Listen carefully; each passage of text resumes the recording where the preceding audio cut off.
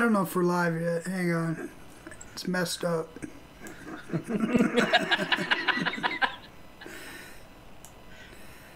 There we go. Bam! We're live, I think. We're live, everybody. Here, let's try this.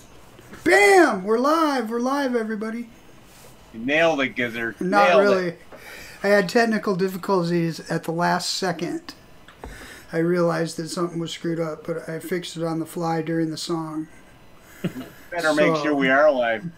Yes, we should. Okay, Clutch says we're live. All right. Remember that 20 minutes of awasomeness we had? And it was like it was like 45 minutes actually. What's going on? Happy Friday. Happy Friday to you. Yeah. Yes. Very happy Friday. Oh my God. I see lots of awesome recipes coming out of Lumi pretty soon here. Uh-oh. Better not let Addie Tooney down.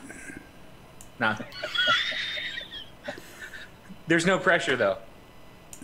I've already have 3 new recipes that I'd pounded out yesterday, and I'm vaping all 3 of them. Boy, you're going hog wild, aren't you? Now, where do you put your recipes, Lumi? Right now, some of them are private on ELR. Okay. That's a What's your ELR name? Lumi. Just Lumi? That's ELR? a good place for them. So whenever I first started DIYing, I found out that like a lot of the recipes I made, like I liked them. They were good for me. They were okay, you know. Some of them were maybe just okay. I would let someone else try them and they'd be like, oh my God, how could you vape this? And so like, I think that you're really partial to your own stuff. Even if it's like not quite that good, you can make yourself believe that it's probably better than what it really is. Like early on anyway, like people like you, Addie Tooney, you've got it down to an art, but when you're first starting to do it, it's kind of like a psychological thing where it's just, for some reason, even if it's a bad recipe, it still doesn't taste too bad to you. I made it myself. It's good, damn it. Yeah. Like not quite enough strawberry. Let me add 5% more. Okay, now I taste it. Yeah. I think that I was exactly the opposite. Everything I made was awful, and I knew it was awful. I think I knew it was awful too. I just didn't want to. I didn't want to really admit it. I'm like, there's no way I can be that bad at it. There's no way. I'm in luck because everything that I make, I just run over to Mr. Lumi and I don't tell him that it's something I've made. Yeah. And I just make him test it. And There so you go. A new one? And is that a new liquid that's out? He's a guinea pig. yeah, like this apple one, he's like, it tastes, if you had more crust in it, he's like, it would taste just like an apple pie from McDonald's. I was like, yes! Awesome. All That's great right. when you get your own in-house tester. There's Swaglicious out there. Yeah, let's do some shout-outs. You want to handle some? Go. Shout them out, Addie. Let me page up to the top. All right. Well, we have Frankenstein here, Kim Dixon, Lumi, crazy that Lumi's in the chat, and Jerry Lawrence. That's We right. got Marilyn, Al Ben, James Rivera, also AKA Buick. Clutch Over is with here. Grim's live show with me. Jeff Yeah. Lawson out there, Joey too. We got another Jeff, Mr. Burgundy's. Let's see, going down. Tyler Will's Oaks vagina. over there. All right. Hopefully I don't miss anybody. Mr. Burgundy, a whale's vagina to you, sir. I was going to ask if you were going I to. did miss that. I thought I was going to see if Addie Tooney was going to say that. I didn't figure that he would. No, I was this close to doing it, and I was like, no, I better not. we got Chevy Man out there. Joey too. Did I say Joey too? Oh my God, vaping obsessed. Paging down. Barely live. We got Philip Hicks. Philip Hicks in the house. Buick, And we got the V-Dog. What's up, dog? the V-Doggy. I think I snatched everybody. Yeah, you did a good job. Chevy Man's here. All right. We got a lot of folks in there. Well, this is the Fresh 03 replacement show tonight. Sadly, Fresh is in Scotland, so we'll do the best we can. He's been throwing a lot of content out there, though. Hell yeah, he has. I've been following mainly his Facebook posts, and I think he's throwing a lot of the same pictures on Instagram as well. You never said you had kin out in Scotland, out in the hills. Right. No, he did. He told us that he was going over there because he was Armstrong clan.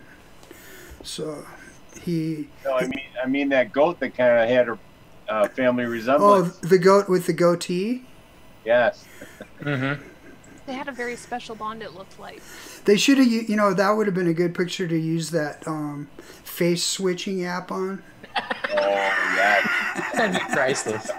That'd be awesome. Oh, it's still out there, Gizzard. Somebody steal that and somebody steal that picture off Instagram and do that to it. That'd be great. Well, it looks like he's having a lot of fun. I'm wondering if he bought his kilt yet. He said he was going to try and shop for a kilt while he was over there. And I've been giving him crap. I've been like, well, can you go to some place besides a frickin' graveyard or what? I noticed he's going to all the churches, crashing all the weddings. Did you notice that? Vape Ross Vape, what's up? Vape Ross Vape. That's what all I get from his pictures is that Scotland's full of graveyards and churches. Is that true? It seems like it. Like a lot of the pictures you see from people like on Facebook and stuff that go over there, that's all you see. Right. I don't know. That first church he showed was from the 1100s. Yeah, that's what's cool. I've been over there as well, and it kind of hits you in the face because obviously everything in this country is about 200 years old at the oldest, right? And they have stuff that's easily 800 years old. They have pubs that they've been cleaning the vomit off the floor for 800 years. It's pretty amazing to have all those original buildings and to maintain them throughout so many years. Yeah. And they're still just as beautiful as they were when they were built. Yeah, probably even more so because now they have plumbing and stuff. Yeah. Yeah. Plumbing and electricity, they used to be lit with torches and candles, and they had dungeons and people down in there tied up and chained up and on the rack. And, yeah. That's crazy. Monty Python. It's the Spanish Inquisition. So, how are my fine panelists this evening? Lumi, how are you? Tell us how you are. I'm good. I'm currently spamming my Twitch's Discord that we're live over here, so trying to get a couple more people. Hung up some more shelves for my DIY liquid and put them all in my vapor stash. Sounds good. And all that just today? Yep. Been a busy bee. Yeah, I did a little bit of trimming outside. That sounds terrible. Lawn trimming. There's a caveat. I was on the lawn chair and I was trimming. Well, at least if you did it outside, you wouldn't have to sweep the floor or anything. Oh, Lumi. Jesse, what have you been up to? Tell us. Been up to just kind of working on some orders that I need to get out and just chilling.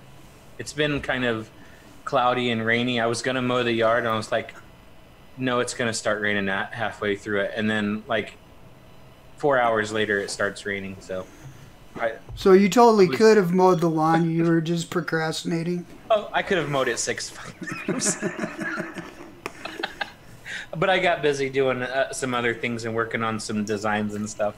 So, I mean, I was being productive just in a different way. Yeah, I know all about procrastination. I'm probably a world-renowned expert at it. And how you end up in jail so often. Yeah, true. Or when I'm in jail is when she's here to give me guidance. So it's more like a lock-in school type. No, it's like I'm here and you're going to be doing what you're supposed to be doing. I'm like, yeah, you're right.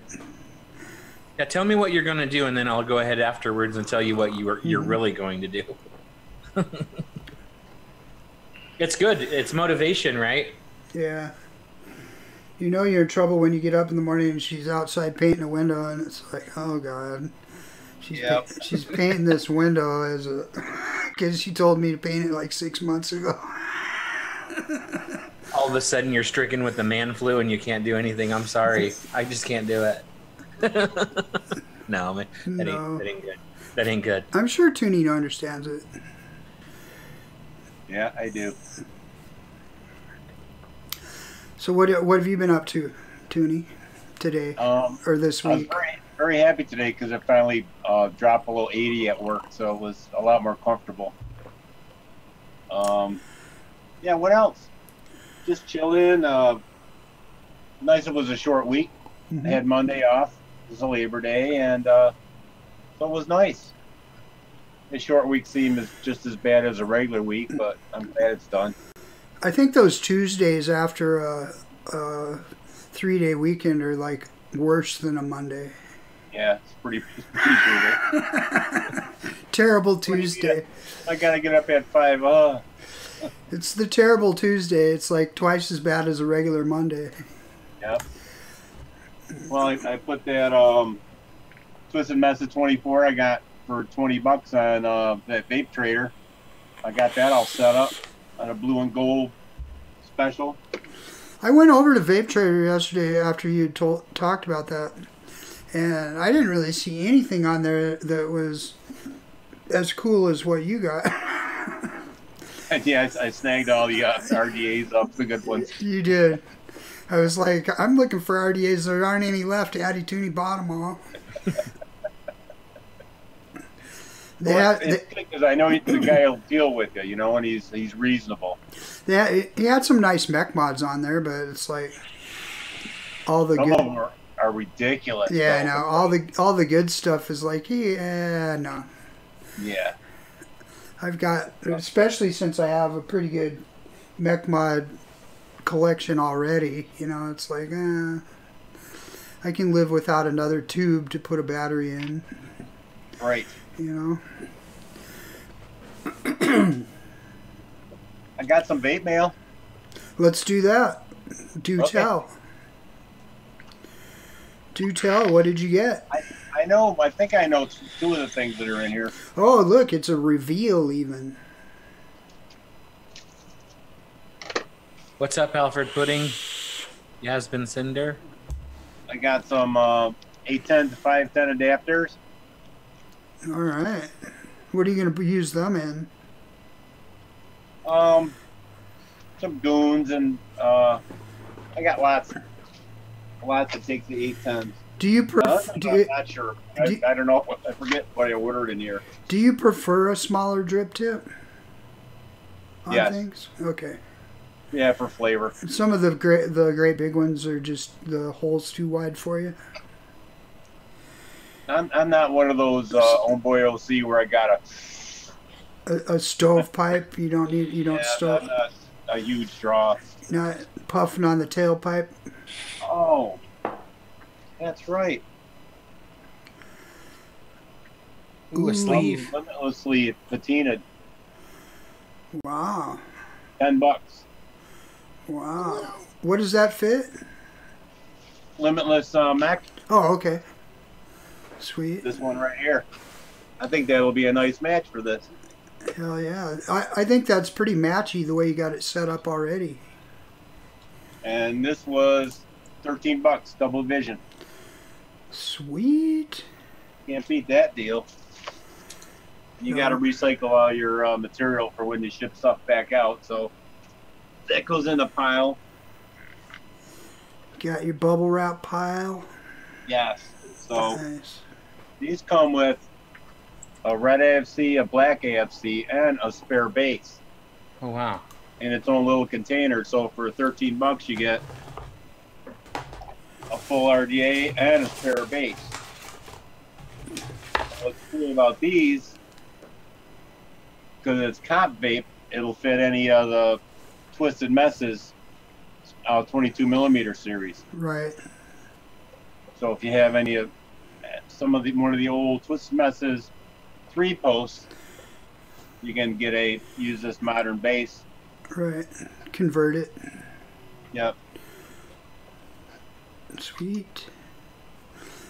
I actually got no vape mail this week, so I'm vape mailless. How about you, Jesse? Did you get anything interesting or? Nope, not this week, not yet. Lumi? Well, Lumi did maybe. I think she probably got some stuffs in. Ooh, look at there. You got all kinds of stuff. Tell us. Very nice. Drop Got the dead. recurve squonk drop dead. I got the Equitas a couple weeks ago, but it's still new to me. And then I got a bunch of flavors. Equitas, is that the vertical coil one? That's the Ambitions. Yeah, it was inspired by the right. drop Yep. in the Dead Rabbit. So it's like a half dead rabbit. I'm just kidding. Sweet. Nice build you got in there. I love this thing. All right. You know, Lumi, I don't think that I've ever really heard your vape story. Would you like to share your vape story tonight? Tell us how you got started and how long you've been vaping. How deep do you want me to get into this vape story? It's up to you. Tell us. I just got really stressed out with some of my medical issues, so I started smoking cigarettes again, and one of my viewers on Twitch told me that I needed to quit that, and he funded my first smoke mag kit so I would start vaping and get off of cigarettes. And then from there, I just kind of went wild with it because I realized there's so much more that I could do with it to keep myself busy and distracted from day-to-day nonsense. So, building coils, cutting my cotton, making the e-liquid, it keeps me very pleasantly amused. Occupied, yeah. Awesome. How did you learn how to build? Just a mixture of watching reviewers building. Like I would get something and then I would look to see who had a review on it and hope that they built on it.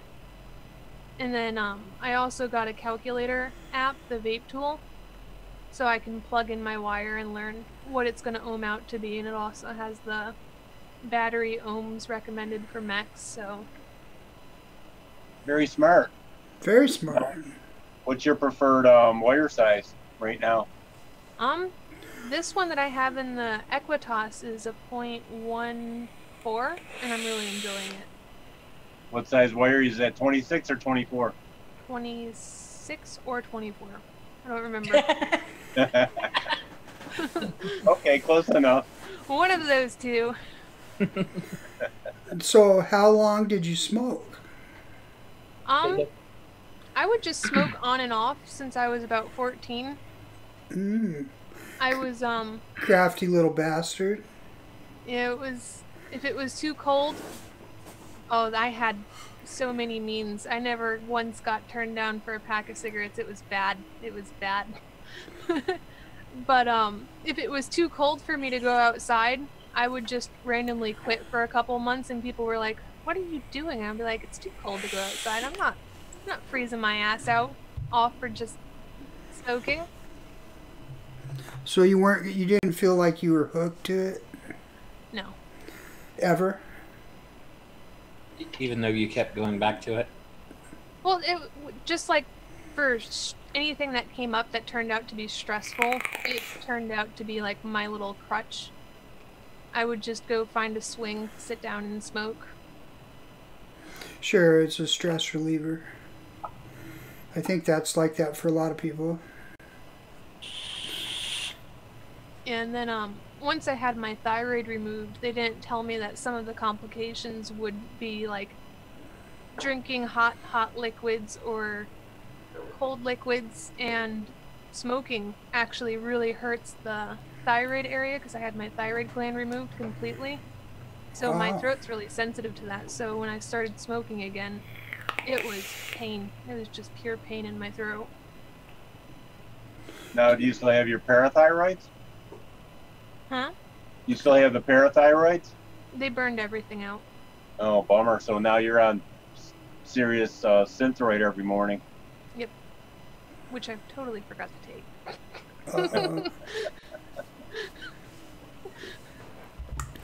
So when did you start vaping?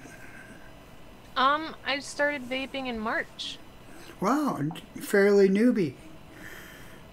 Progressing quite nicely. Yeah, when I get into something, I just go all in. Anything that I can do, I will dive in and just do as much research as I can. Awesome. Well, thanks for sharing that. What are you looking at, Eddie? Oh, I just this pin's in bad shape. Ah, you look perplexed. I'm like, how can a brand new Addy have a pin that's all messed up like that? But Yeah. I think I have some spare parts, Gizzard, Stu. I bet you do. He's got a tackle box full of them. Or 3. I can't believe this thing was only $10. These things were like $90 when they first came out. I was seeing like for new limitless stuff from the old, the old mechs and everything. They went way down from what they used to be. I was surprised. Speaking of that, I was thinking of sending you this old atomizer, Addy Tooney, because it's the no name atomizer, and inside it has a couple of O-rings that are supposed to go. They sit inside the barrel. See those grooves? Oh yeah, bummer. I can't seem to get O-rings back inside there. It's like the worst design to put O-rings inside the barrel, It's like when I do the twisted messes, screw-on caps. Mm-hmm. The mess is square. Once you have to take the O-rings out to flame it, and there's a trick to getting them back in. Well, Like if you use something circular, right. that's more than half the size of what that barrel is, Yeah. and then you use. This is what I use. Stick something circular in there, pretty big, and then a screwdriver to get the O-rings in. Okay. If that doesn't work, yeah, send it over. I'll get them in for you. Well, I'll try again, but it was like I should just send this to you because if anybody could get O-rings back in this, you could. Yeah, I don't know why somebody came up with that. And it has there's 2 of them, and both of them seem to be like way bigger than the. I mean, they look like they would fit on the outside of the barrel almost. Yeah, they have to be big to hold in on there. It's strange. I would think like a 1/2-inch dowel. Yeah, I don't know. Like 7/8, 1/2 inch, 5/8. I really like this atomizer too. It's an interesting design. It's a 2 coil bottom airflow atomizer. Great flavor. But what happened was I cleaned it and I put it. I took it all apart and I put it in the parts in the ultrasonic, and then the O-rings came out of it, and I'm like, I've never used it since. So I thought maybe you'd be able to do something with it. They came out while you were cleaning it? Yeah. Oh, I hope they didn't expand. Maybe that's your problem. Well, they may have too. I don't know. I figure that's the other thing. I figure you've got a million.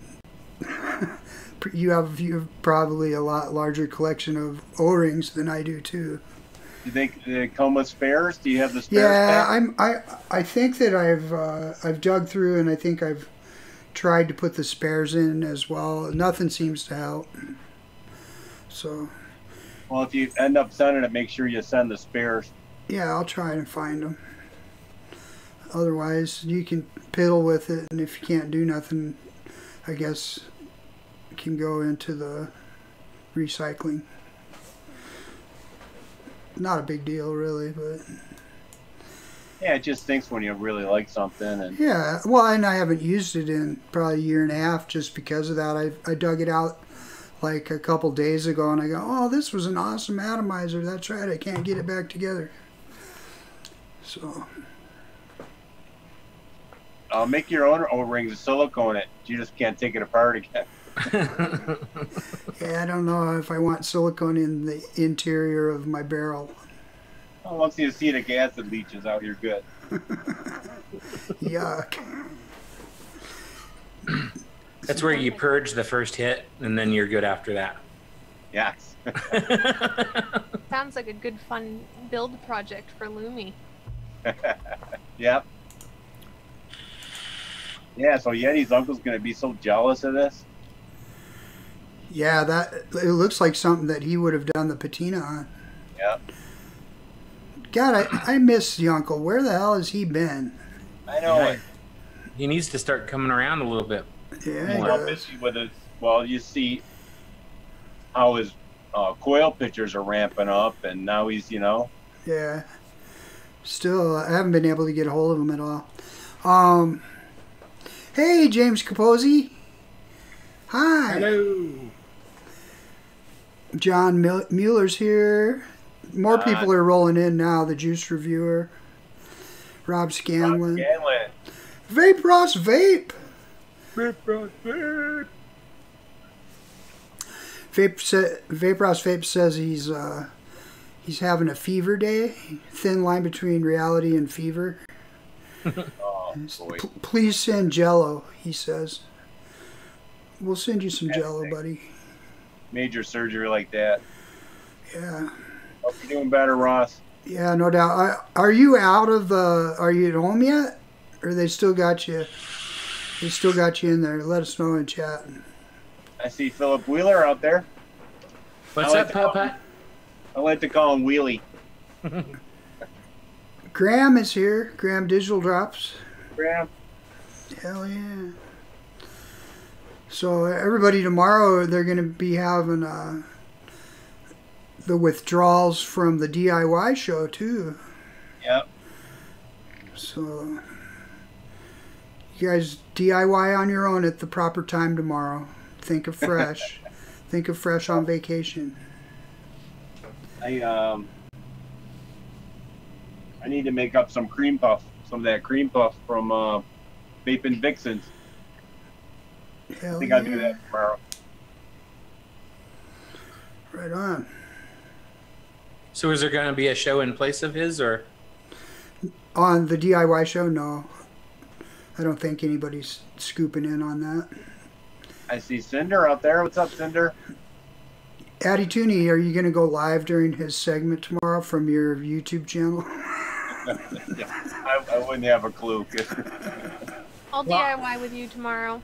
If I had more subscribers, I would do it just so that like people have something to do, like have you on there and do the same normal stuff you do, except for I'm just sitting there like Throw things all over the place and do adjuster flex and add some stuff together and hope it turns out.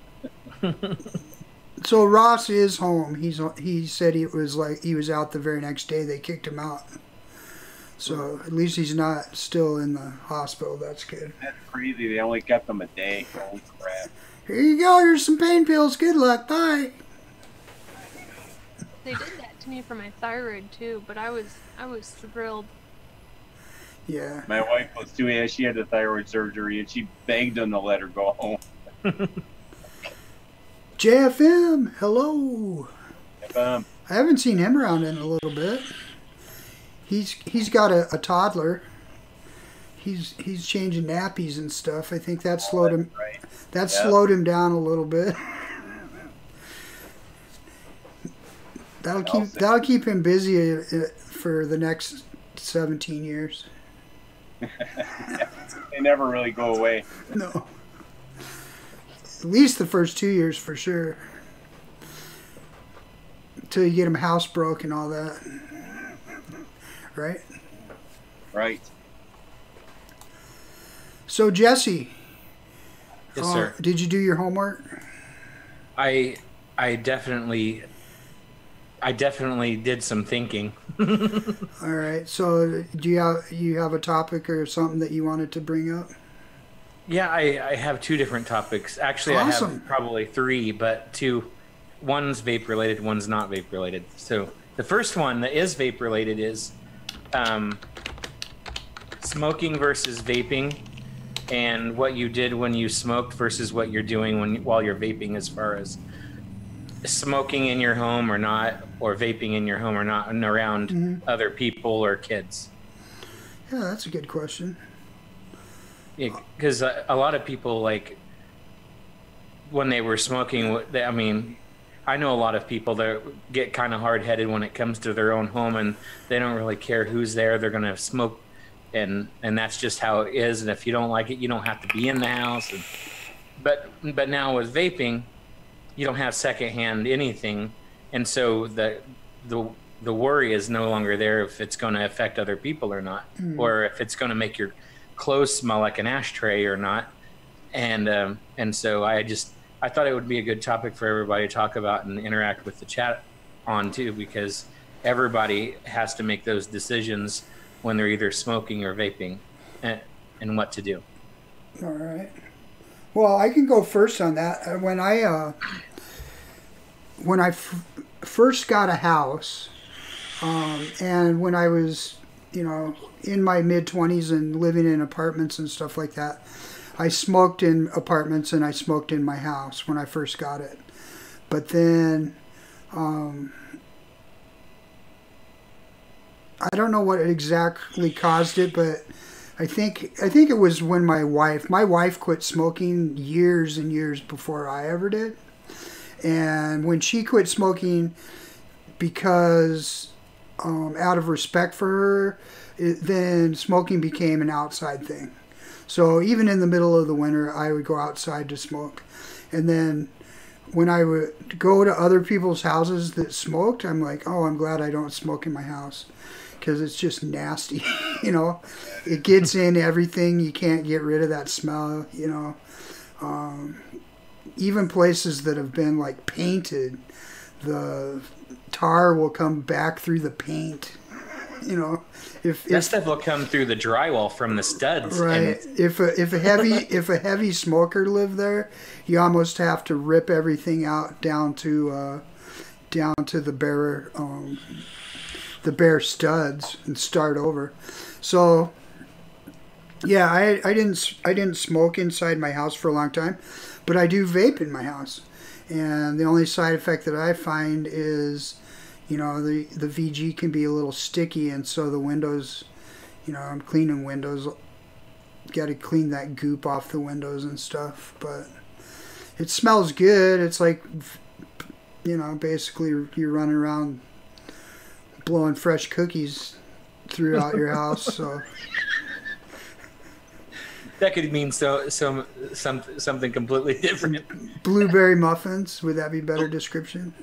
I was talking more like the blowing fresh cookies. Oh yeah, you don't want to necessarily blow cookies.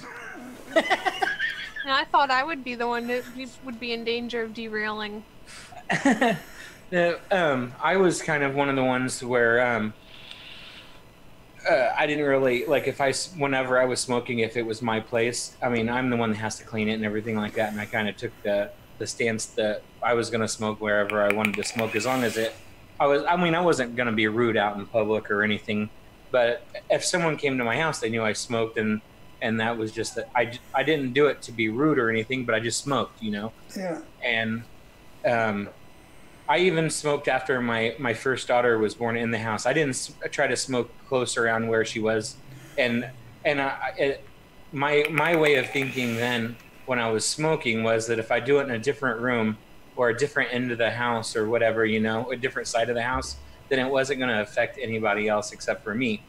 And that was just my own mental thing going on there, because now I mean, I realize that that's stupid thinking, because as long as it's in the air and stuff like that, and other people are breathing that air, it's going to affect some other people in one way or another, whether it's just them happen to smell it or it affecting their health if they're around it for long periods of time. But now that I've been vaping, though, I still don't try to do it real close to my daughters, but I'm not really. I know that there's no like secondhand bad stuff that comes from it, so I feel a lot better about it, and I'm so much happier with my clothes and my house in general smelling so much better.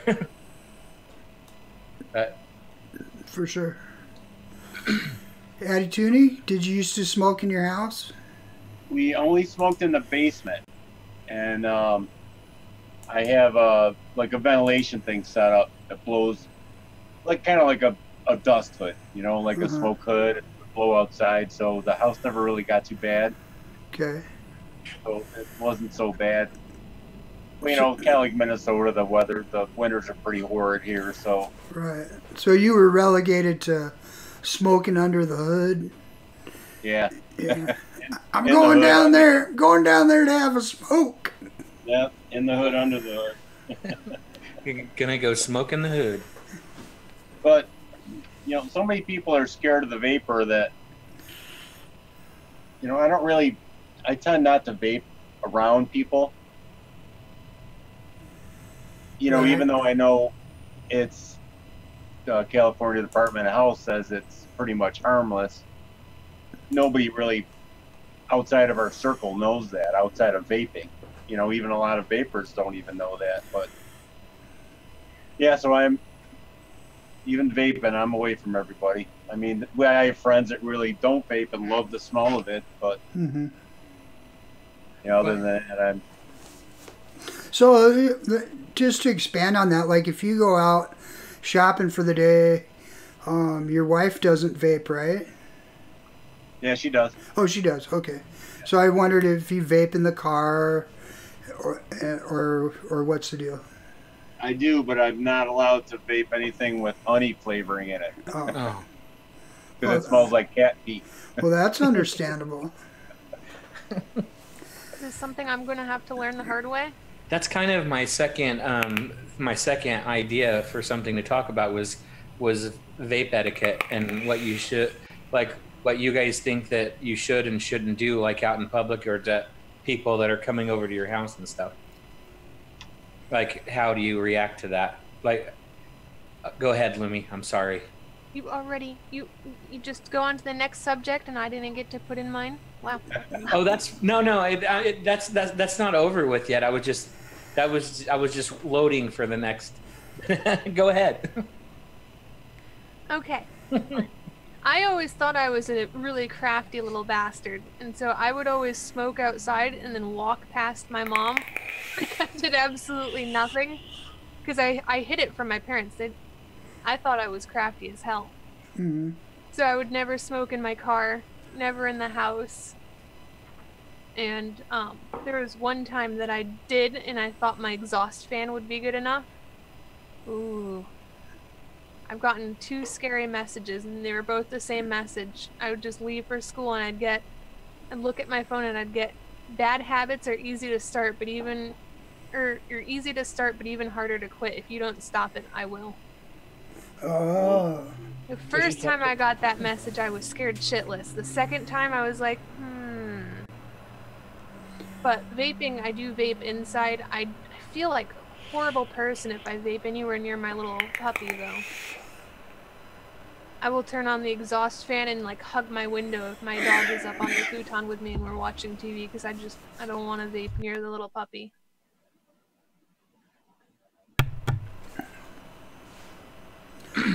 All right. And well, that's just like goes with kind of staying on the safe side of things.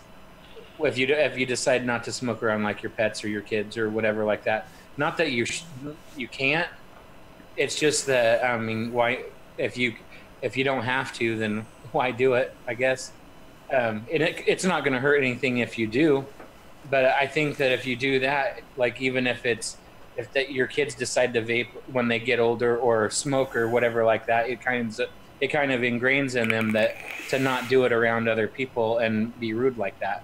So it shows them, it kind of structures them a little bit for the future too, if you kind of keep away from it a little bit. And it still freaks me out. Like there's a vape shop I go to in Niagara Falls, and people just come in for like coils and a bottle of liquid, but they'll bring their kids in, you know, and it's little kids, and it's like, I know you got to do what you got to do, and it's not going to hurt them, but it just, I don't know. Yeah, kids don't really belong in a vape shop. That's for sure. When I had my vape shop, I didn't have my kids in there while it was open. They had been in there, but only when it was closed and there was a bunch of people vaping. And I've never took my kids into a vape shop either. It's a grown-up place. You know? Don't you think that a lot of people, though, it's just because they're probably transitioning out of cigarettes, and they thought nothing about taking their kid into the gas station with them and going, give me 2 packs of smokes and pay for my gas, and you can have an ice cream, that type of thing. So I think that transition that people make when you're going into a brick and mortar vape shop, their mentality, I don't think that they necessarily mean any harm by it. No. My local vape shop's actually, it has its like pluses. If a kid is old enough to be in the car, like while it's running, they will tell you to please leave your kid in the car. They're like, they ask you to leave, go turn on your car. And if your kid is like old enough to know better and to be in the car on their own, they do not let the kids in the vape shop. Go ahead. Sorry, Addie. Oh, no. Go ahead, Jesse. I was just going to say that none of the vape shops around me really allow kids to come in there. They just they have a sign up that no kids or whatever, because people could be vaping in there, and it could be like if someone's walking past a storefront and you're blowing these huge clouds, not everybody understands what vape is, and they see those little kids in there in that shop with these big old clouds being blowed or whatever, because you're testing out all the flavors and stuff, and all they have is like big sub tanks or whatever that puts out bigger clouds. It's not a good look or whatever as far as the community goes, I guess, because not everybody understands it, and they'll take that as smoke, and those people are smoking around kids. Yeah. And to go over what I had said before, like me deciding to not try to vape real close around my daughters, like I don't think there's anything wrong with it if for anybody that does it, because there's no side effects to it, like negative side effects to it. I don't believe, but that's just something I choose to just do. Yeah, Giancarlo's out in chat. He said that a guy came into his vape shop last weekend with a toddler and gave him attitude when he told him that the kid shouldn't be in there. So I think that a lot of people, like my theory, that people are used to just running into like a convenience store and grabbing cigarettes and stuff. They're probably just thinking along those same lines, like they're used to just being able. But on the other hand, they wouldn't bring their kid into a bar, because bars are set up to where nobody under 21 admitted, so that you're not gonna go to the VFW and bring your little kids with you and sit and drink at the bar. So yeah, it's kind of one of those things that people just don't really give a whole lot of thought to when they do. Because of they're used to going in the gas stations and grocery stores and getting cigarettes and stuff. So yeah. Well, the same thing. I mean, in the gas stations they sell the mouth lung devices and whatnot, and I'm sure people bring their kids in there and say, hey, yeah, you can have, thank you, Vape Lost Vape. Did you see what he put down on that? I had twins, Ash and Trey. I think that, you know, people probably just bring their kids into a convenience store and, you know, they buy the kid a hot dog and they pay for their gas and they buy a Jewel on the way out the door. So, you know, they probably don't really get the mentality that a brick and mortar vape shop is not a convenience store, maybe. They're just like... My mom was livid when I was a little girl and I'd have to go to my dad's for the weekend. He'd always go to the liquor store and they always had lollipops. So when he'd bring me into the liquor store, they'd always give me a lollipop. So I referred to the liquor store as the lollipop store. Right. My mom was so mad. But I'd always be so excited to go to the lollipop store and get my lollipop and then just walk around and smell the stale beer because they also recycled cans. It was terrible. Mm-hmm. Does your mom watch these shows that you're on? Because she's cringing as she's watching right now. No, I try to keep my family away from the streaming part of what I do, so... Kim Dixon, I grew up in a house full of smokers too. In fact, so much so that I started smoking around 8 years old. So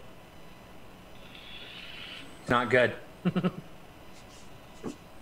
Yeah, I was going to throw this up there too. If anybody out in chat has some questions for us tonight, we might entertain it. I'll decide whether we'll answer it or not.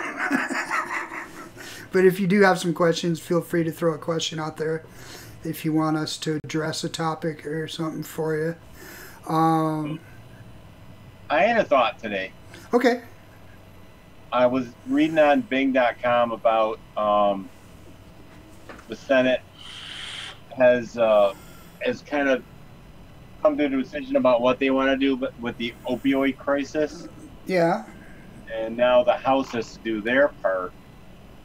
And I was thinking, so I did a little bit of research. And in 2016, natural and synthetic opioids resulted in approximately 158,000 deaths. Right. Which is, you know, they're calling it an epidemic, which it is. I mean, and it's horrible. But since in 2015 there was 480,000 deaths attributed to tobacco.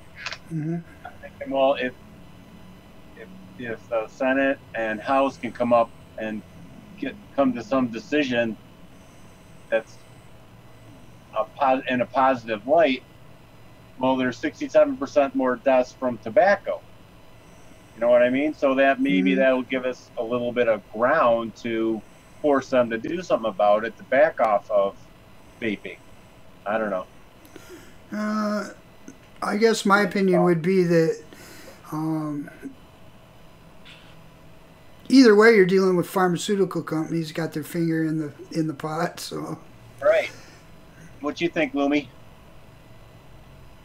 You're muted. So muted. So muted. We're saying goodnight to vaping swag. Oh. Oh, okay. I thought you were waving. I have something to say. I have my hand up. Yeah, I don't know. Do you really think that would sway opinion at all? Well, because that's dealing with pharmaceuticals pretty much directly. Correct. The whole thing, right? And I mean lawsuits and everything. So if something positive comes out with that, it gives us kind of a little bit of ammo anyway. Well, the opioid crisis, that's pharmaceutical companies' fault. Right. Wouldn't you say? Absolutely. That's on them. Yeah. Because, I don't know, I watched something, I'm not going to quote it exactly, but there was some southern state where the pharmaceutical companies were were selling these huge orders of opioids.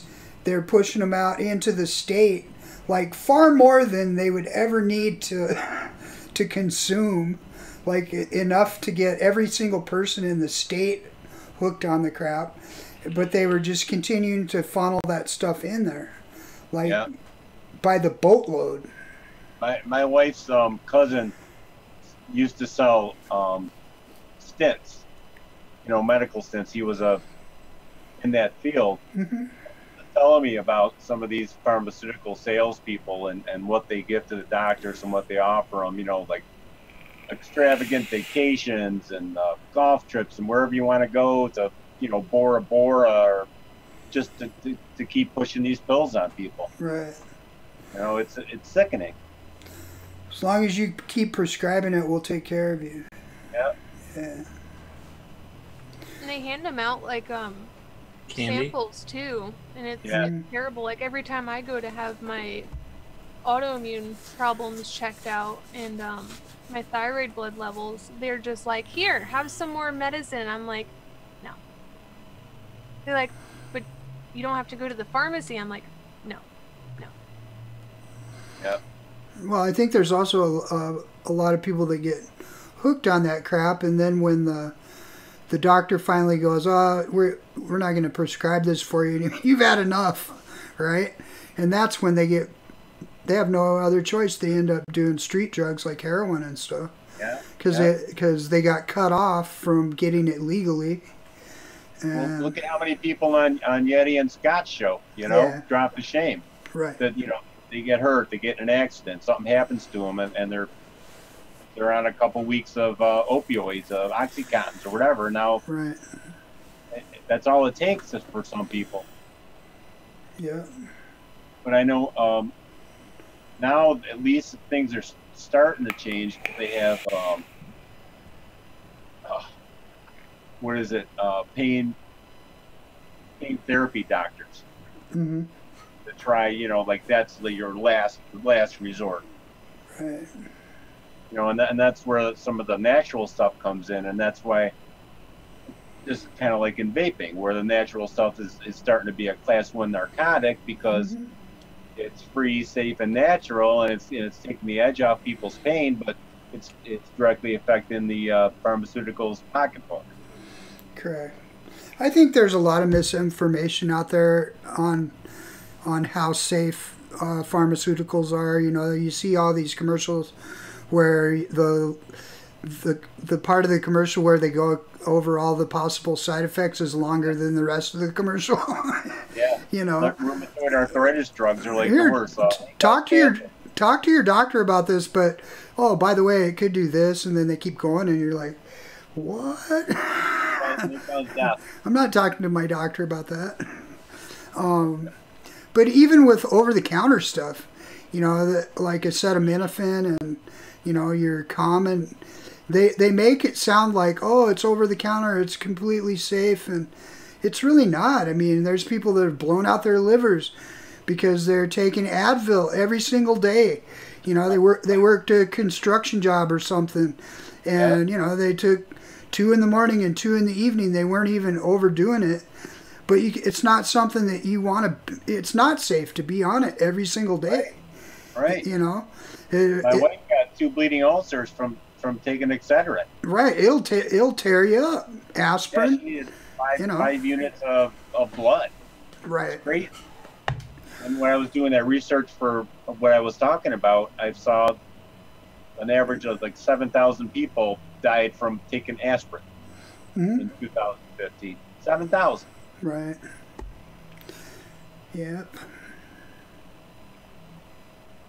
Kenny B asks, why were you up at 3 a.m. last night? I don't know. I'm going to guess because you couldn't sleep. Probably because I was binge watching a show on Netflix called Lost in Space. Oh. I started. When's that 2 coming out? I started watching that thing, and I got all Binging? Yeah, I got binging into it like the last 3 days, and then I will say towards the end of it, it was like, this show is stupid. I've never heard of it. They created another Dr. Smith that you just hate. Well, I mean, I do hate her, but the thing is like the premise of the things that were happening to them was just laughable it got worse at the end. It's like, all right, there's two guys at the end, and I don't even care if this is a spoiler, but they're like, they got blown up out of their space capsule, and they're in the middle of space with no roof over their head, and that isn't bad enough. The guy has to get a piece of dust in his eye so he can't see. I'm like, doesn't he have enough problems? Did you have to write the piece of dust in? It just got ridiculous for me, but I was disappointed by the end of it. I'm like, why did I waste 14? Maybe seasons will get better, Gizzard, Steve. Why did I waste 14 hours of my life on this thing? So I got another topic. Do it. It's the non-vaping related one. Okay. Kind of. It's what hobbies do you guys have besides vaping? Okay, you go first. I got several hobbies that I enjoy doing, but my big one is I like to metal detect. I like treasure hunting, I guess, or finding old relics and stuff. I enjoy it, and surprisingly, it gives you some pretty dig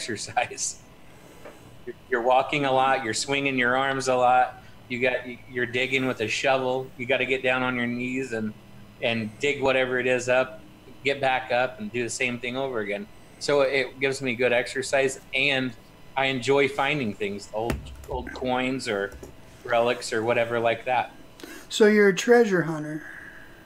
Pretty much. I don't go looking for gold nuggets and stuff, but I'll go looking for old rings and coins and old iron rusted pieces of crap that don't matter anymore, but that are still cool. If you found a gold nugget, you'd be happy, though. You're true. I have found quite a bit of silver. I've found a couple gold rings, so I guess that counts. I was just going to ask, what was the best, most interesting thing, or the thing you got the most excited about finding? See, that's the neatest thing that's excited me lately that I found is nothing like a really nice ring, because I found those and stuff like that. It was actually a thimble, and it's because those old thimbles. It was an aluminum thimble, but they have they have advertising for different companies on them from back in the early 20s and 30s and stuff like that, and they're neater than heck to find because they have a history. I like things that have a history. Mm-hmm. Like that. It's cool. I could get into that. Do you do you find like old tops off of cone top beer bottles, or have you ever found a cone top beer bottle while you've been digging? Not really. A lot of beer tabs, like soda can tabs and stuff, but not a whole lot of like the older cork top type back in those times type of things. Right. Have you ever found old coin? Yeah, give me just a minute, and I can, if you don't mind, and I can actually show you a few that I've found here recently, and a couple that I actually won in a giveaway on a metal detecting channel. All right. While you're going to get them, Lumi, what are your other hobbies other than vaping? Anything that I can do to be crafty, I absolutely love it. Like, my sister recently came over to kidnap me and brought me over to Lowe's, and Mr. Lumi gave me $20 to spend there, and I had a blast. Went over to the wood section, grabbed a nice big thing of wood, and was like, can you guys cut this for me? And then I got brackets, and now I have shelves hung up. Anything that I can just craft and go crazy with, I adore it. That's cool. I love going to Hobby Lobby. Do you have a Hobby Lobby near you? Hobby Lobby, Michael's, Home Depot, any hardware store. You let me loose in there, I'm walking back with my arms full, like, I want to build something. It's amazing what's in that Hobby Lobby. It amazes me how much stuff is in there. You would think, okay, it's just going to be stupid, but guaranteed there's going to be something that you would like in there. I don't care. I got there's hot rod stuff. I got into knitting for a little bit too, so if all else fails and I can't really walk out with much, I'm walking out with at least a spool of yarn so I can knit a hat or socks or something. You can make your own mixing hat to rival Fresh's. Thinking about that, but I think I want to stick with the onesie pajamas for his Monday show.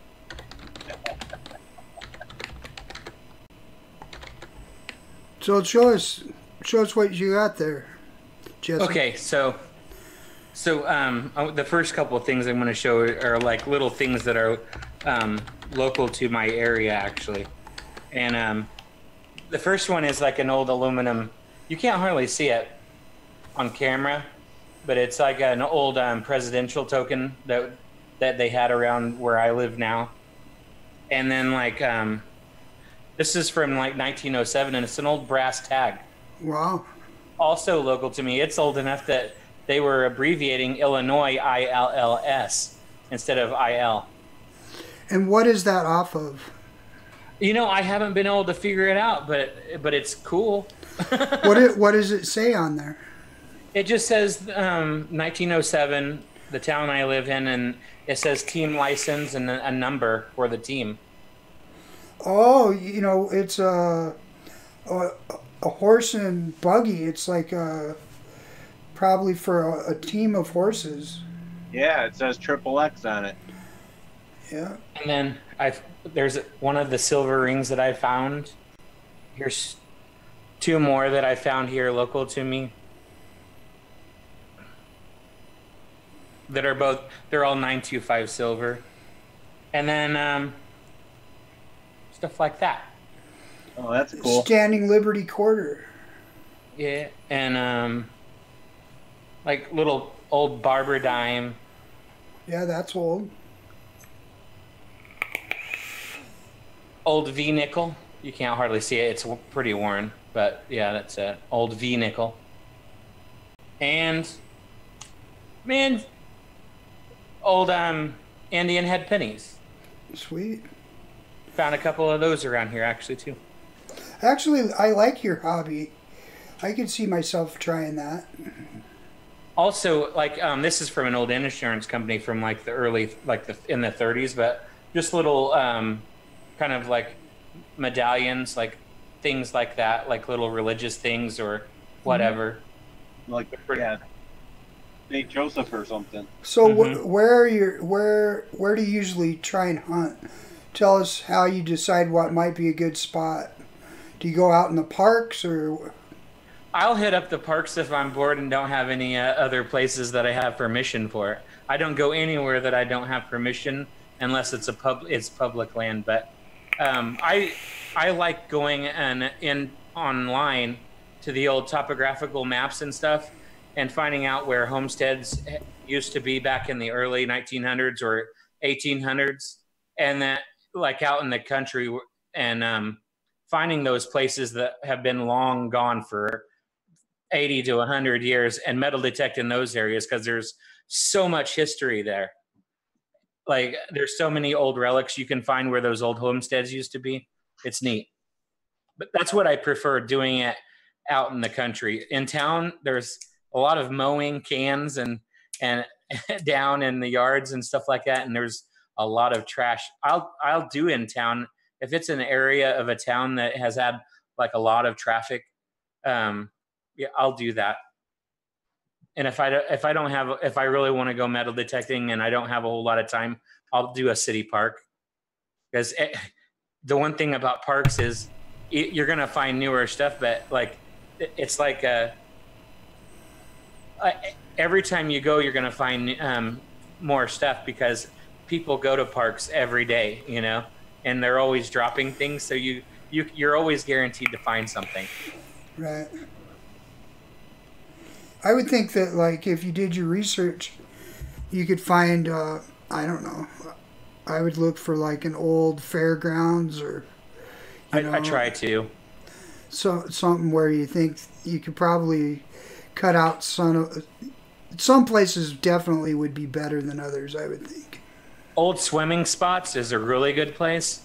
And if you can get, like some parks that... A lot of small little towns have these little parks that used to be bigger towns, and they kind of just withered away. And there are always really cool places, like around churches and like city halls and city parks and stuff like that. You can get permission for all those areas, and it's areas that have had people there consistently, like every week, every month, every year for 50 to 100 years or more, you know. Cool. Howdy Tooney. What besides playing with fire, what hobbies do you have? Yeah, it's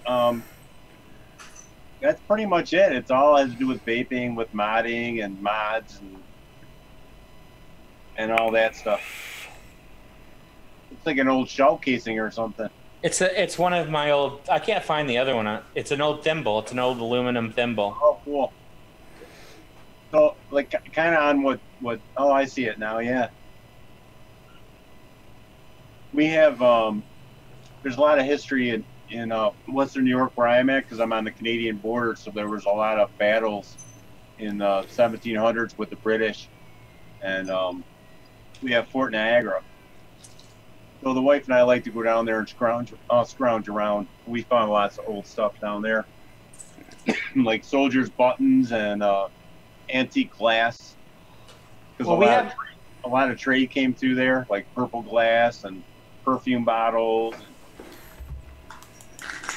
We have a fort that's close to me. It's called Fort Lamont, and it's a little town called, it was near a little town called Palestine, here in Illinois. And it's like, Palestine's one of the oldest trading spots in the state, even older than Chicago.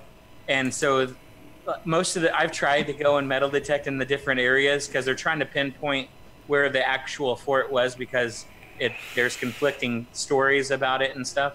And they absolutely will refuse to let you metal detect anywhere, whether it's private or public or anything. They're like, nope, you ain't gonna do it.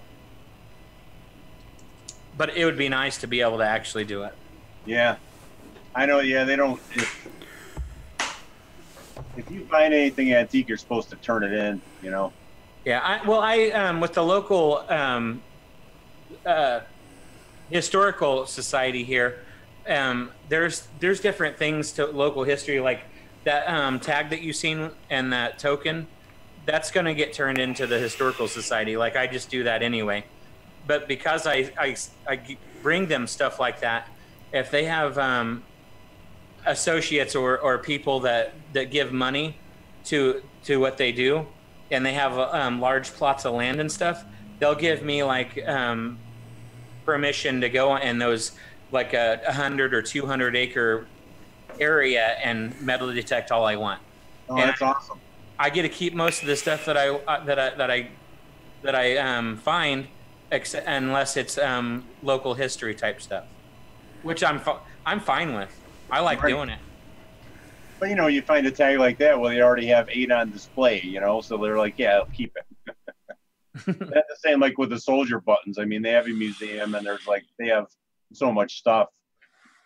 See, I don't like the thing that sucks about my area is there's not a whole lot of battling and stuff like that. I would love to find some of those old buttons from the Civil War or the Revolutionary War or anything from back in them days, and there just ain't a whole lot of that.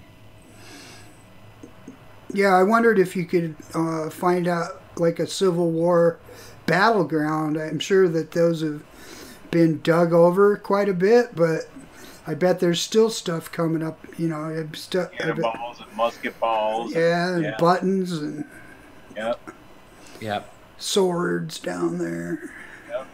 The neat thing also that I like about metal detecting is everywhere that you metal detect, like, you're only pulling off like the top layer, and the next time you go, you're just getting that next layer. And there's so many layers of stuff that go back years and years, like centuries. It's like really cool.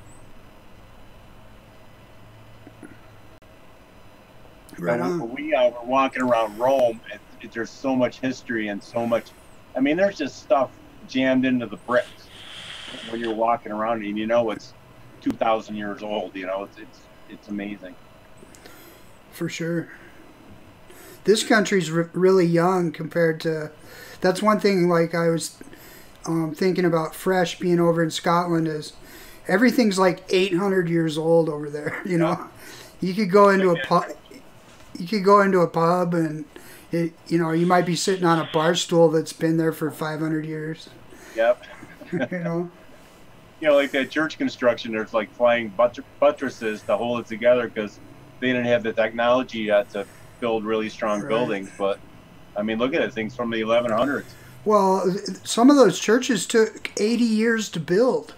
Yep. Can you imagine a construction project that, you know, let's build this church and, hundreds of people died doing it. Exactly, like maybe 3 or 4 generations of masons worked on the construction of the thing. It's crazy. I like historical stuff too. Me too. So I'd be into it. I like it quite a bit. I'm gonna dig at you just a little bit, Attitude, because you know vaping's only been around for about 5 years, big time. So what did you had to have a hobby before that? What did you used to do? It was always fixing things. It was always fixing whatever's broke and helping people fixing their stuff. And what did you torch before vaping? Nothing. Well, plumbing, copper pipe. Yeah, copper pipe. I was into knife collecting for quite a while. I still have a few really nice knives. I made a few knives. Then it was guns. I have a decent gun collection. There's a few people. There's a few people out in chat that are into gun collecting. Yeah, then it was you know, gunsmithing and knife smithing and yeah, but then once I got into vaping and all the fun stuff that's attached to that, it was right. Well, I guess I could talk about my hobbies. I've always been a fisherman. Ever since I was a little kid, when I had spare time or whatever, I would love to go fishing. And so that, I guess that would be my main hobby, would be fishing. I enjoy actually fishing, and I also have made my own lures, tied my own flies. So I've kind of done that as a hobby as well, like the crafty part of that. But have you made any bamboo fly rods? No, I never got into making rods, but lures, all different kinds of lures, and spearfishing decoys. So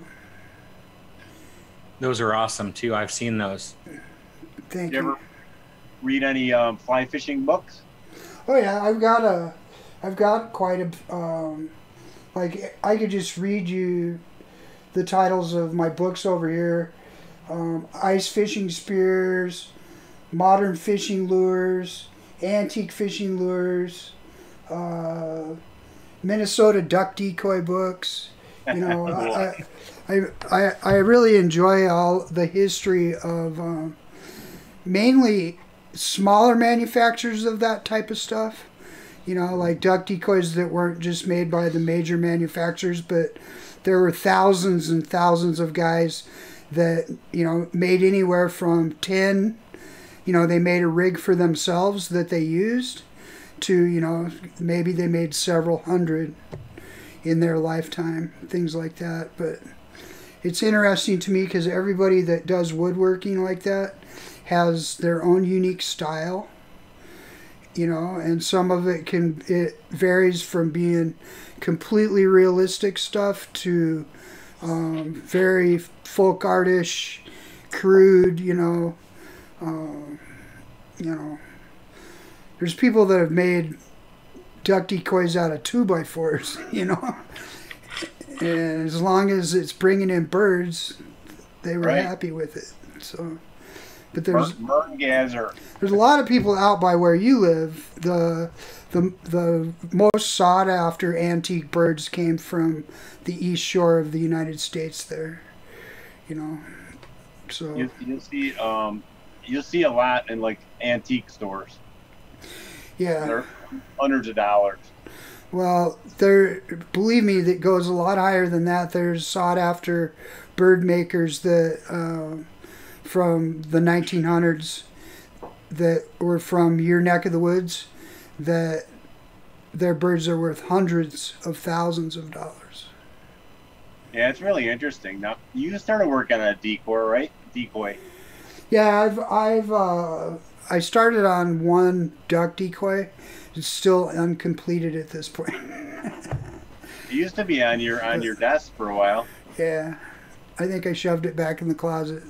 But I'm kind of like you. Since I started the vaping thing, I have been kind of focused on. It's been my hobby of doing these shows and hanging out with people, and you know. There's something about carving on that wood, though, Gizzards do. Yeah, I probably need to get back and make some lures, and because I enjoy that.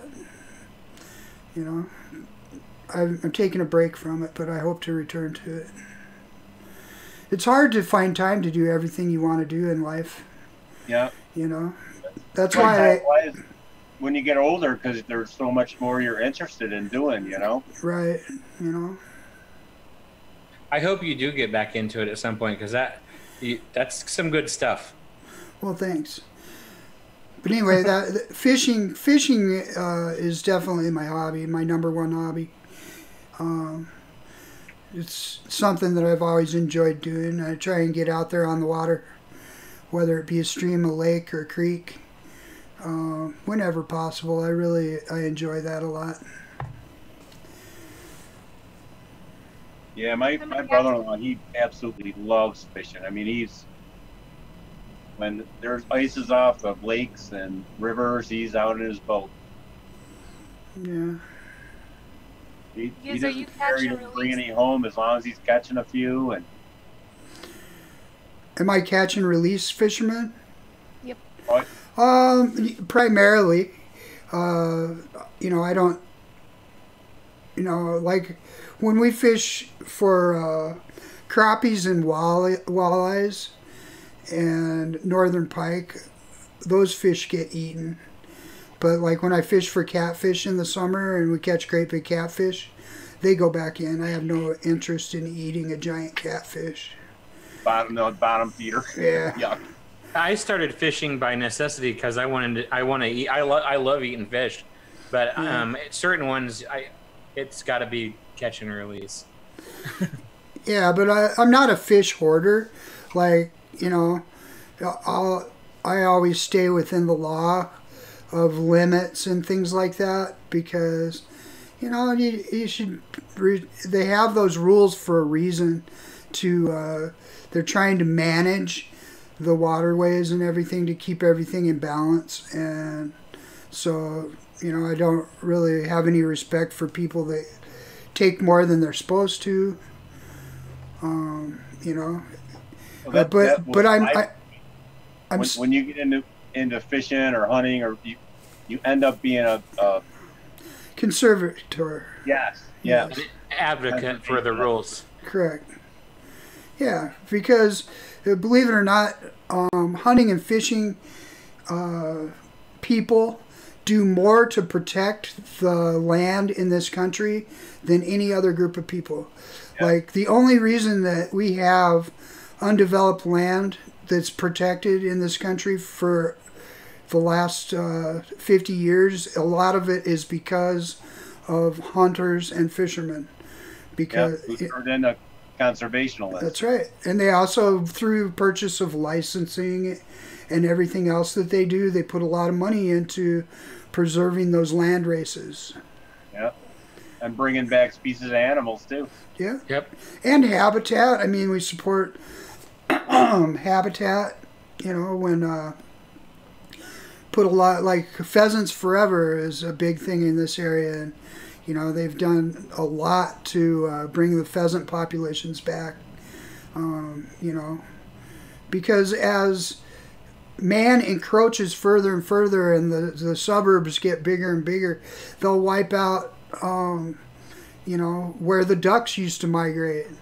Like, we used to have a huge duck migration through Minnesota, and now it's kind of pushed over towards North Dakota, you know, and it's because of the change over 100 years in how much of the wetlands have been decimated by human population growth. Yeah, you know. So there, you know, I would like to see, you know, I guess I'm a conservationist. I would like to see, you know, future generations be able to enjoy wildlife and have clean water to drink, and have the opportunity of kids 100 years from now to still be able to catch trout out of a stream somewhere. You know, I guess that's sort of important to me. My friends are like, they're big time hunters and fishermen, and when I go fishing with them, I bring my crappy Zupco, and I always catch trout, and they don't catch it, and I don't have to do what I'm doing. I'm just out there having fun, and they get so mad at me. I'm sure you have a friend that always catches and doesn't even try very hard. And I go, that's awesome. I've been trying to perfect this for 20 years, and this bitch comes along and does it without even trying. With a purple worm bait. There's a little piece of foil on the hook that you found laying on the side of the on the bank. Yeah, this is shiny. This will attract them. There's always going to be a guy. There's always going to be a guy that's more attractive than you. There's always going to be a guy that gets more women than you do. There's always going to be a guy that catches more fish than you do. And there's always going to be a guy that knows more than you do. And his name is Addy Tooney. Yeah, I didn't invent the boat funnel though, Gizzard. That was brilliant. That's true. Shorty's boat penis. Yes. Wait, what exactly are we talking about here? Oh, you have to go back into my YouTube catalog and look up Shorty's boat penis if you haven't seen that video. That's almost making Addy Tooney lean back. Is it that bad? I'm laughing because it's awesome. No, that video is recommended by Addy Tooney. Yeah, it'll get a chuckle out of you. I'll check that out. It's a safety. It's something I invented for boat safety. Because you don't want to fall out of your boat and drown. Although the way you guys were laughing, you might have. Yeah. No, Giancarlo says there will never be another Tooney. Oh God. Love you, G. No doubt. So Lumi, what are you looking forward to mixing? The flavors you got in. What do you want to try? So far what I have left is to make a sour apple candy. Did you get the cranberry or apple cranberry from Flavora? I got the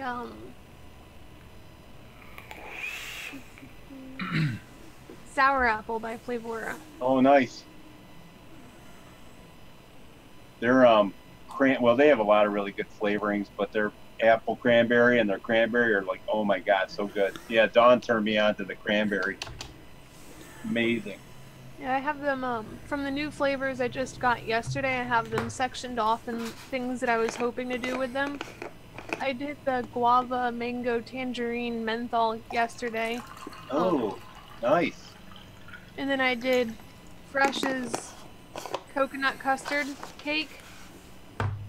And then I have green apple left. And then I bought pancake, lemon meringue, and a couple of other random ones that I'm like, I don't know what I'm going to do with this. Oh, a TFA pancake? Yum. So good. Oh, Paul put the link out there for Shorty's boat penis. Oh boy. Oh boy. You don't have to watch it right now, but it isn't that long, so I suppose you could. I messed up and clicked on it. Now I don't have the chat no more. Yep, there you go. You want the link? Want me to send you the link? That'll learn you. Oh, I can get it up real quick here, I think. Oh, Lumi is still there from Lumi. Yep. Sure would be nice to be able to... What are you laughing at? You found the video. Sure would be nice to sell about 10 or 20,000 of those for $10. It's scintillating. That's right. So, how hard is it to learn how to become a mod pyro like yourself, Addy?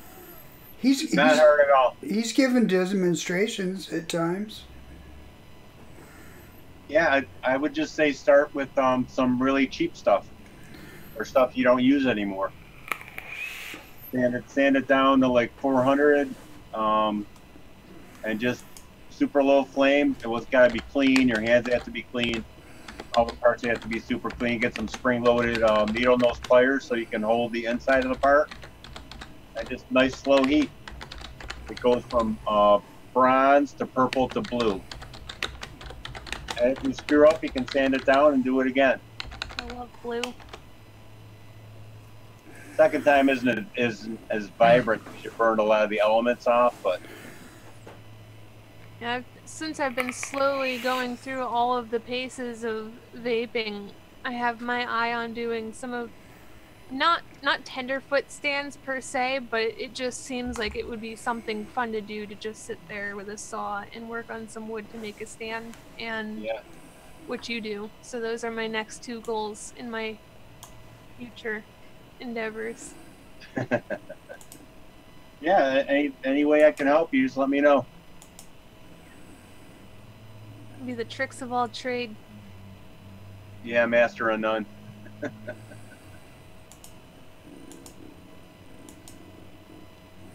Tommy doing a show tonight, Gizzard? I believe he is on after we end tonight. I haven't gotten a Tommy fix in a long time. I think that he is running a show Good. tonight. So Wheelie says that's pretty funny stuff there, Gizzards do. yeah, thanks for bringing that up, Addy Tooney. No, I don't mind. I'm pretty. I'm actually pretty proud of that 20-second video or however long it is.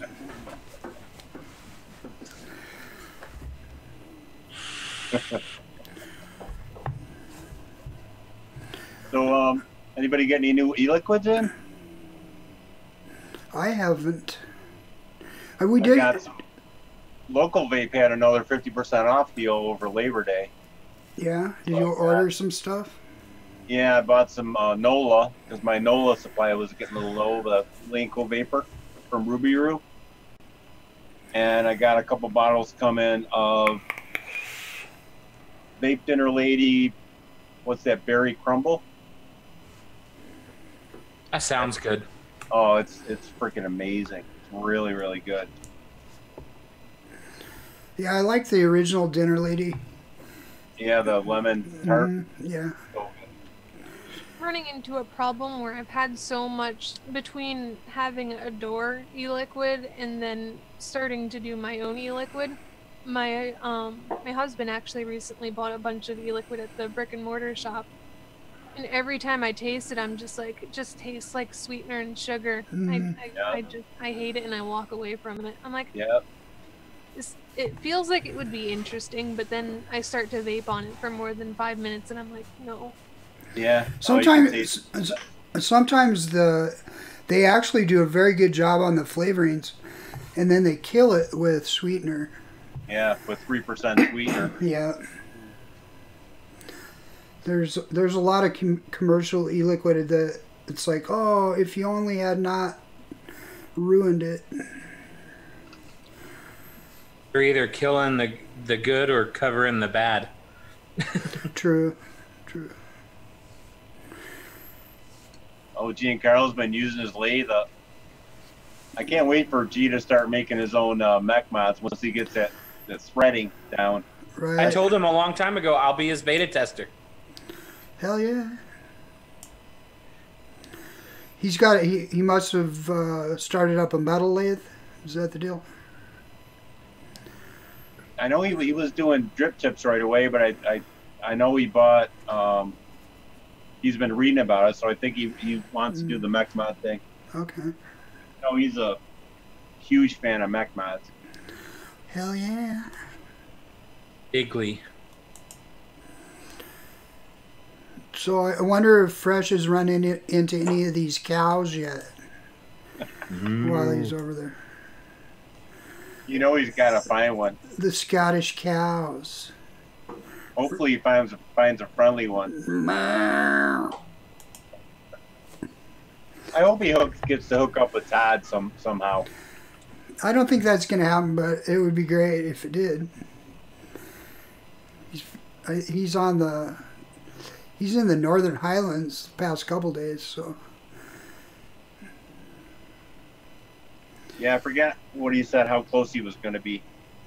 He seems like he's having a great time, which I'm very happy about. He's been putting up a lot of great posts.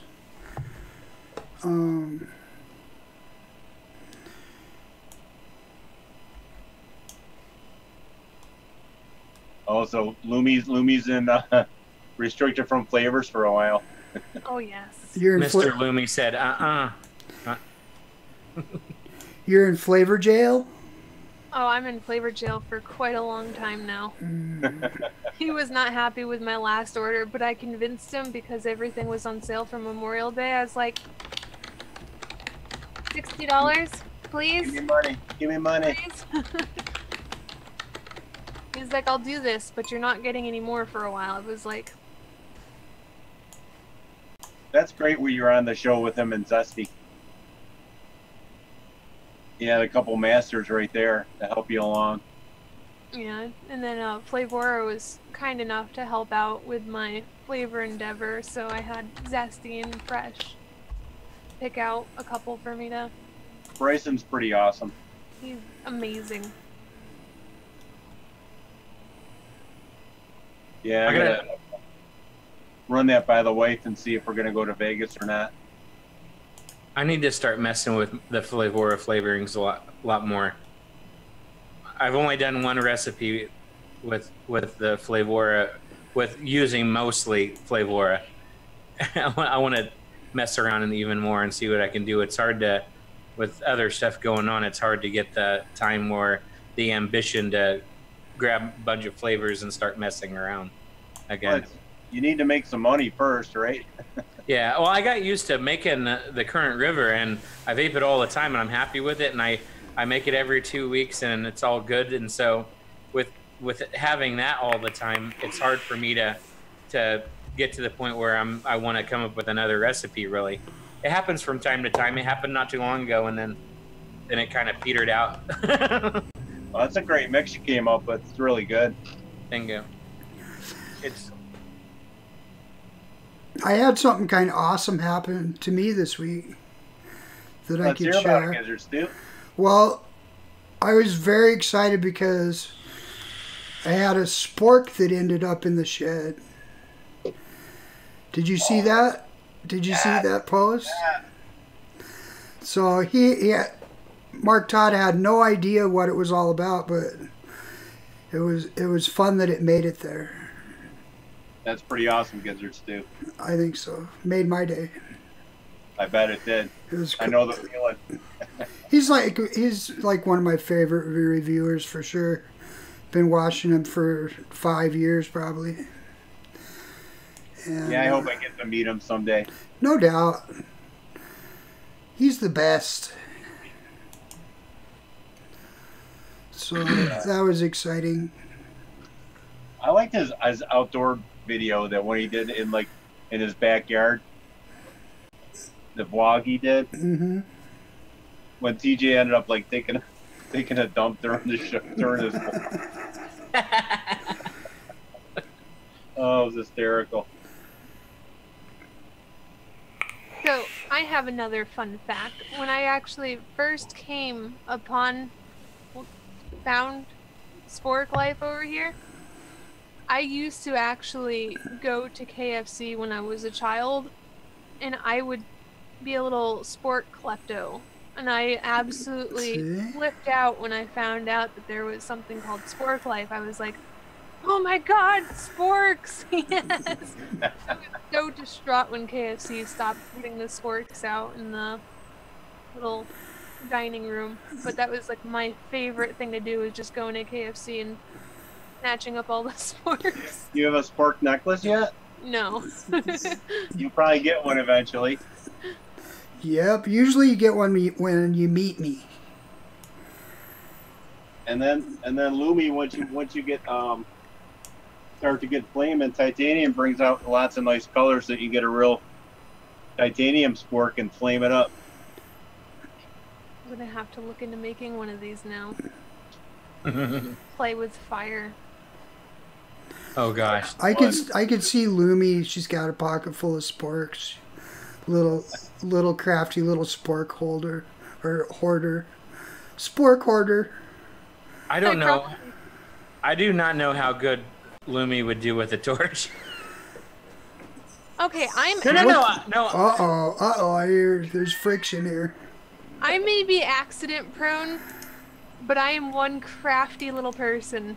I admit that, but you are also very, very, very accident prone. And clumsy-ish.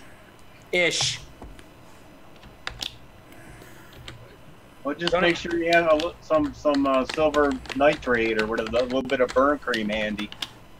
Yeah, I'll be fine. And a fire extinguisher, you'll be fine. She's more of the person that needs to just go ahead and put it on beforehand, because something is going to happen.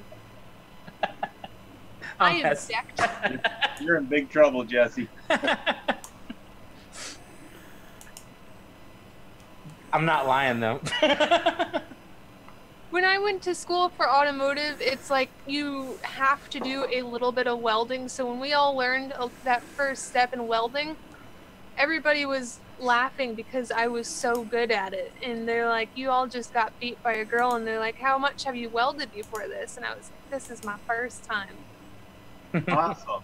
So I don't think I'll be too bad. I do have some clumsy moments with my medical problems, but I bounce back pretty quickly. That's good. So can you know how to rebuild the engine and work on cars? And I can do all of it. I can't explain to you what I'm doing, but in my mind, it just makes sense. Like in my class, I was the fastest one to rebuild my engine, so I got to take a lot of pride in that. Transmissions, I love. I don't like standard transmissions, but I love automatic. Just something about the sun discs. I love just stacking them and placing them in. all those clutches and pumps and the valves and humminess. No clue. What's the thing that lets you the transmission free when you stop at a red light that doesn't stall the engine? What's that? Torque converter? Torque converter, yeah. Well, that's pretty cool, Lumi. So you know lots of stuff.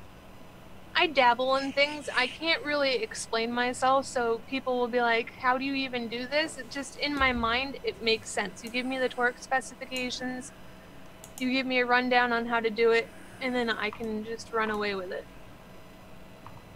I'm impressed.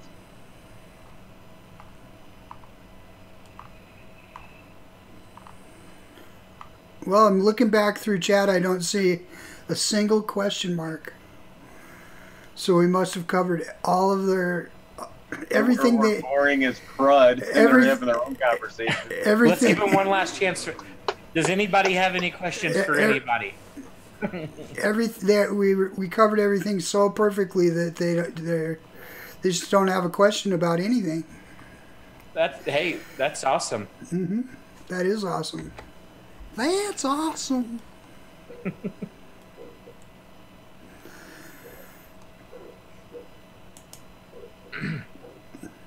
We could just have a moment of silence.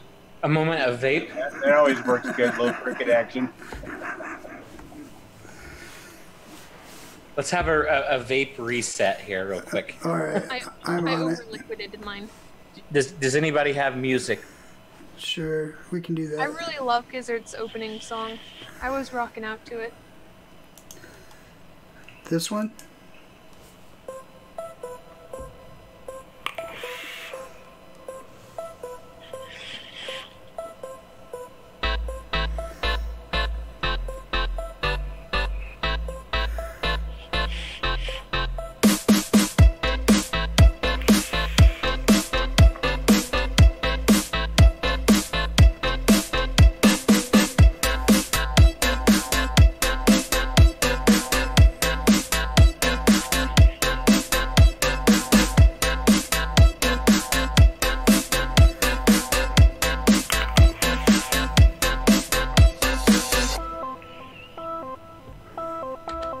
Fucking magnificent.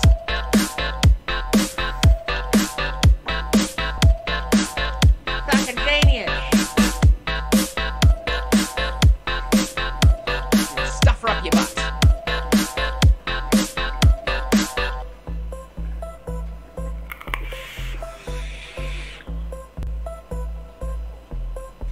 Getting some more questions out there, Gizzard too. That's good. Got a good question. How did we get our usernames?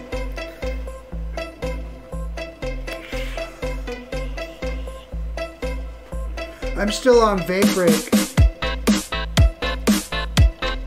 Fucking magnificent.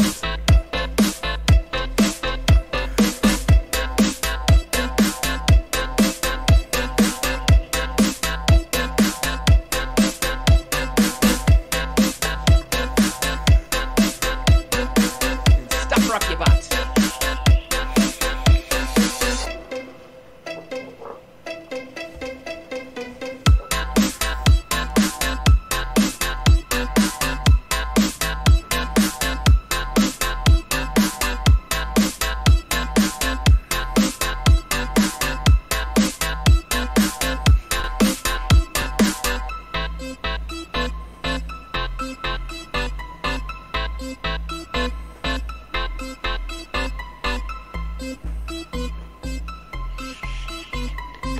Fucking magnificent. Okay, Lumi, how did you get your username? Okay, so I'm incredibly pasty and ginger. You wouldn't believe this because I dye my hair, but when I walk outside and it's like fresh from any really, because in the summer I avoid the sun too. I turn pink. But if you catch me outside without any sun at all, the sun just hits my skin and it's blinding. It's white as snow. So Lumi is Finnish for snow. Luminescent. I like it. Catch her outside. No, this is what happens when I go outside. I turn pink. Catch me outside.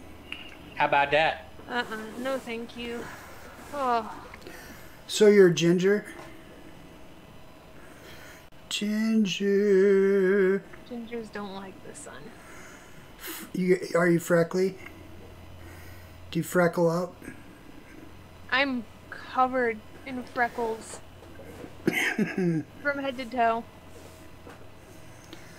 All right. Addie Tooney, how did you get your username?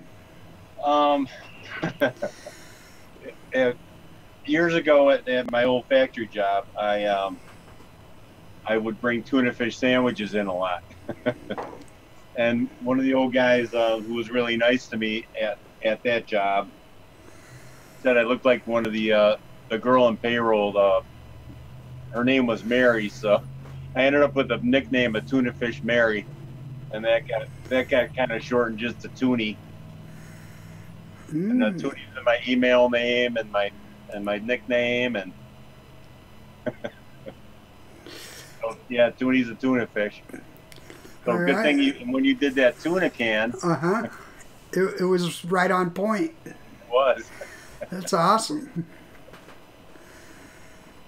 Stand Up 3D, how'd you Well, get actually, your I can explain username? how I came up with the stand-up 3D a little bit. Okay. But to be honest, when I've been vaping for a long time, and because I came up with the stand-up part, kind of because obviously I make stands, but at the same time, the whole advocacy side of vaping too, like standing up for stuff, for things you believe in and stuff like that. It just made sense to me. But we can just go with either one. You can just go with I make stands, so it's stand up. You try and be a stand-up guy. I try to be.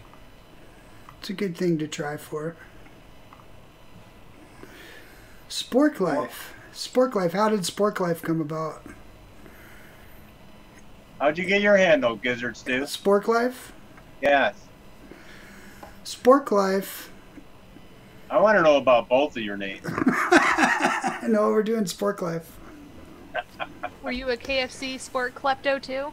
I want to add to that. How did SPORKLyFE come about, and is SPORKLyFE okay with her name? Okay, sure.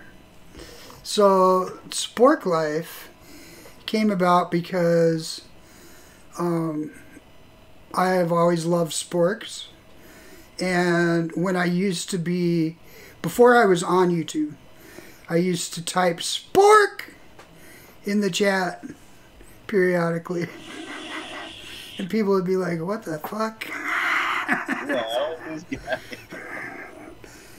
And then I think it was Phenom Vapes is like SPORKLyFE, and then I grabbed that. I go, "That's perfect." And then I turned it into the marketing kingdom dynasty that it is today.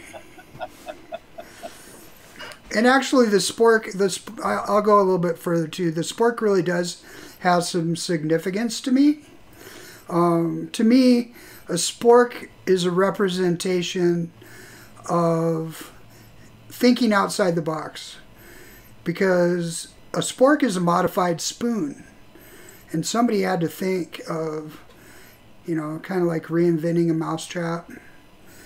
And the other thing is you can't eat spaghetti with a spoon, and you can't eat soup with a fork, but you can eat both with a spork. And SPORKLyFE doesn't allow me to call her SPORKLyFE, but I don't think she minds it that much. She would let Fresh call her SPORKLyFE. She would, yeah, she wouldn't mind. And she's like, "Oh great, now I'm SPORKLyFE." Do you ever get excited going to KFC and seeing all the plastic sporks? I do. I get excited by sporks. I love them. I love sporks. The other thing is, I'll tell you what. I started handing them out like when I would go to vape conventions and stuff, or like when I sent one to Mark Todd. He doesn't know what it's about, right? But when you get that spork and you look at it, something magical happens. Because if I went to a vape convention and I handed out my business card, nobody would care. If I handed out, if I gave them a little mod, no one would care. But there's something about handing them a spork. They never forget that. And people hang on to them. They do. Would you get a spork tattoo? Do you have a spork tattoo? I don't have a single tattoo on my body. But if I was to get a tattoo, I think, yeah, maybe. Where should I get it? Like on my forehead? Get it on your forearm. No, just get it like on the side of your neck here. Neck tattoo. If I ever meet up with you, Gizzard, we're gonna go get matching sporks somewhere. Okay. Do they have to? I wouldn't be opposed to it. He's like, "I'm not paying for it, but I wouldn't be opposed to it." you have to do a flamed spork. You get some color on there. Or how about a spork with flames coming off of it? Oh, that'd be pretty awesome. Yeah. Hot rod SPORKLyFE. Yeah. It would have to be a Gizzard Stew approved design for sure. You know what? I'm really liking this number one. Yeah. The strawberry sugar cookie. Yeah, that's not bad at all. That's really good. Actually, where is that? It was right here. Yeah, I vaped. Most of that is gone. Most of that is gone. I think this is it. Is that it? Yep, that's it. Yeah, it's really good. Shindo's pretty amazing mixer. Yeah, I didn't exactly. I did a blind test on that on a Friday. The Friday that you were gone. Yeah, I watched the replay. It's almost impossible to do blind. It really is, especially when you're doing one after another. I think you blow your taste buds out on the first one you try, and then everything from then on it gets even worse. But like I said, when I was blind test tasting it, it tasted to me like a cherry cordial without the chocolate, or a chocolate covered cherry without the chocolate. And I could see that. And then when they told me what it was, I was like, oh yeah, that makes sense. You know, it's funny how when they tell you what it's supposed to be, then you can taste it better. And then the third one I tried was the cream corn, or whatever the hell it is, which is actually really good. I like it. But I could not decipher what that was to save my life. I was just like, I gave up. I'm like, I don't know. And then they said, think of corn. And I'm like, oh. Then I could taste it. It was like magic. Well, that's why I had such a problem with Dawn's new flavoring, because I didn't know I was butterscotch blind. Yeah. I mean, and that I didn't taste the nuts in that. You know, everybody else was tasting nuts. When I tasted it blind, it tasted like a Werther's to me. And then when people started pointing out the other little things that were supposed to be in it, then yeah, I could taste it.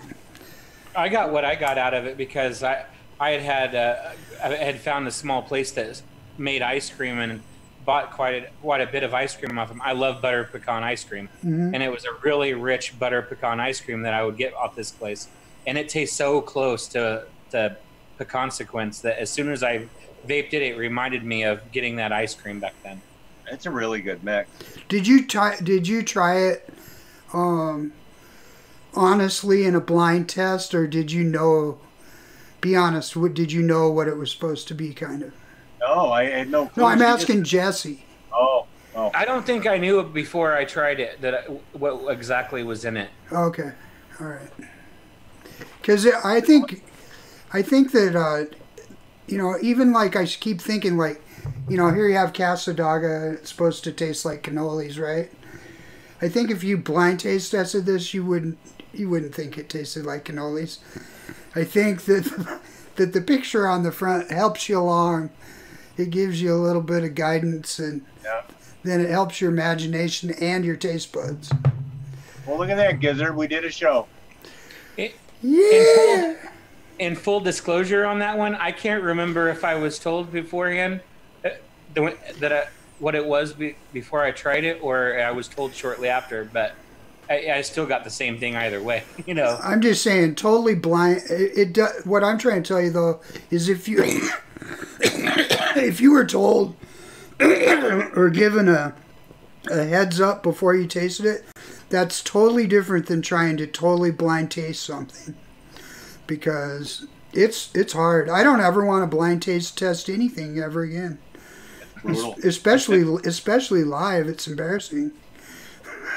Right, Ratty Tooney? I can tell you about not blind taste testing, but live taste testing on flavors. It makes it really good for people watching, though. Yeah, I don't like it. I really don't like it. Until you're the other end of it, you know. Yeah. I thought it would be awesome to try the lumbus bread from Flavora in a single test. That was a bad stream. Oh, she loved it, totally loved it. It's not a standalone flavor. I learned.